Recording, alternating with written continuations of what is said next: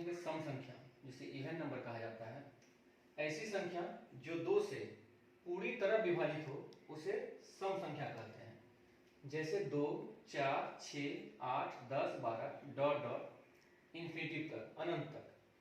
इसमें मैंने +2 इसलिए लिखा है कि यदि इस संख्या में +2 हम ऐड करते चले जाएं तो हमें सम संख्या मिलेगी। यानी माना कि 12 एक सम संख्या है और +2 जोड़ दिया जाए तो 12 और 2 14 होते हैं, यानी वह भी संख्या सम संख्या होगी।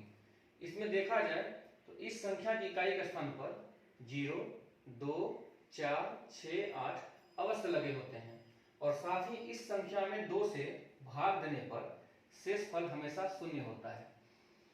अब माना कि 10 एक संख्या है, यदि 2 से भाग दिया जाए तो 5 बार में पूर्णतया वो विभाजित होती है और शेषफल हमें शून्य मिलता है। विषम संख्या जो कि ऑड नंबर कहलाता है, ऐसी संख्या जो 2 से पूरी तरह विभाजित ना हो उसे विषम संख्या कहते हैं। जैसे 3, 5, 7, 9, 11, 13, 15, यानी प्रत्येक विषम संख्या में यदि 2 जोड़ते चले जाएं तो वहां भी हमें विषम संख्या की प्राप्ति होने लगेगी। अब यहाँ देखा जाए तो इस संख्या की इकाई के स्थान पर 1, 3, 5, 7, 9 अवश्य लगे होते हैं और साथ ही इस संख्या में 2 से भाग दिया जाए तो शेषफल हमेशा 1 होता है। अब यदि कोई 20 एक सम संख्या है और 2 से भाग दिया जाए तो हम यहाँ देखते हैं कि शेषफल शून्य होती है। या 24 एक सम संख्या है, यदि 2 से भाग दिया जाए तो यहाँ भी हमें शेषफल शून्य मिलती है या शेषफल नहीं मिलती है। इसका मतलब सम संख्या वही होगा जो 2 से पूर्णतया विभाजित होगा या शेषफल हमेशा 0 होगा। और वही देखा जाए विषम संख्या की ओर कि माना कि कोई एक विषम संख्या है और इसमें 2 से भाग दिया जा रहा है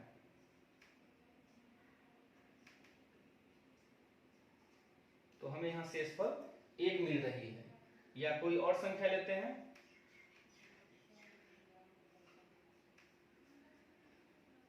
और यहां भी हमें शेषफल 1 मिलती है। यानी सम संख्या के इकाई के स्थान पर हमेशा 0, 2, 4, 6 और 8 रहेगा और साथ ही विषम संख्या की इकाई के स्थान पर हमेशा 1, 3, 5, 7 और 9 रहेगा। 1, 3, 5, 7 और 9 रहेगा। अब यहाँ एक चीज गौर करने की बात यह है, अब यहाँ आपके मन में एक प्रश्न आता होगा, सर 12 2 से भी विभाजित है और 12 3 से भी विभाजित है। यदि 12 को 2 से घटाया जाए तो यह भी कट रही है और 3 से भी कट रही है। तो हमने यहाँ यह कहा है कि मैंने ये नहीं कहा है कि केवल 2 से ही वो कटे, मैंने यह कहा है कि कम से कम 2 से कटे, कि ऐसी संख्या जो 2 से पूरी तरह विभाजित हो। यदि कोई संख्या 2 से कट रही है तो वह संख्या निश्चित तौर पे सम संख्या होगी।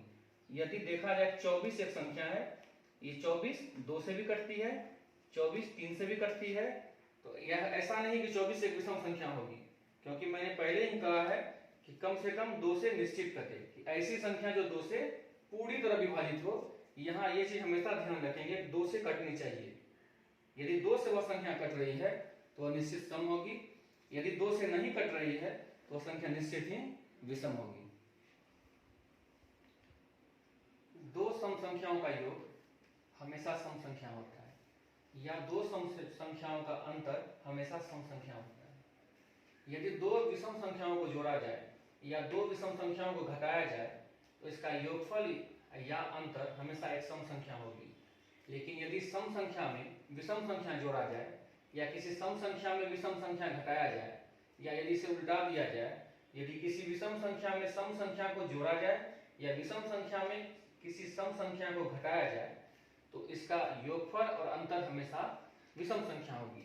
और यह एक यूनिवर्सल ट्रूथ है, इसमें कहीं कोई है ना समस्या नहीं होनी चाहिए। ये हमेशा याद रखेंगे आप लोग कि 2 सम संख्या को यदि आप जोड़िएगा या घटाइएगा तो हमेशा एक सम संख्या होगी। यदि 2 विषम संख्याओं को जोड़िएगा या घटाइएगा तो हमेशा सम संख्या होगी।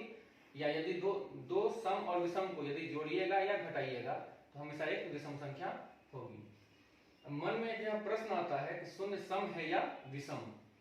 तो इसे इस तरह जानते हैं कि माना कि शून्य एक विषम संख्या है ऐसा मान लो कि यदि शून्य एक विषम है तो क्या होगा। यदि शून्य एक विषम संख्या है तो दो विषम संख्याओं का, हमने क्या लिखा था कि दो विषम संख्याओं को जोड़ने के लिए एक सम होती है।